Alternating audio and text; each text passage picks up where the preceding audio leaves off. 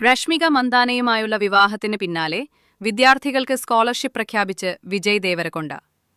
തെലങ്കാനയിലെ 44 സർക്കാർ സ്കൂളുകളിലെ തെരഞ്ഞെടുക്കപ്പെട്ട വിദ്യാർത്ഥികൾക്കാണ് നടൻ സ്കോളർഷിപ്പ് പ്രഖ്യാപിച്ചിരിക്കുന്നത്. നടന്റെ ഈ പ്രവൃത്തി വലിയ തോതിൽ സമൂഹമാധ്യമങ്ങളിൽ കയ്യടി നേടുകയാണ്. ദേവരകൊണ്ട ചാരിറ്റബിൾ ട്രസ്റ്റ് വഴി തെലങ്കാനയിലെ നാഗർ കുർനൂൽ ജില്ലയിലുള്ള അച്ചംപേട്ട് ഡിവിഷനിലെ 44 സർക്കാർ സ്കൂളുകളിലെ 9-10 ക്ലാസുകളിൽ പഠിക്കുന്ന വിദ്യാർത്ഥികൾക്കാണ് സ്കോളർഷിപ്പുകൾ പ്രഖ്യാപിച്ചിരിക്കുന്നത്. വിവാഹ ആഘോഷങ്ങളുടെ ഭാഗമായാണ് സാമൂഹിക പ്രതിബദ്ധതയുള്ള ഈ പ്രവർത്തനം നടത്താൻ വിജയ് തീരുമാനിച്ചത്. ഈ സ്കോളർഷിപ്പ് പദ്ധതിയിലൂടെ അർഹരായ നിരവധി വിദ്യാർത്ഥികളുടെ വിദ്യാഭ്യാസ ചെലവുകൾ നടൻ ഏറ്റെടുക്കും.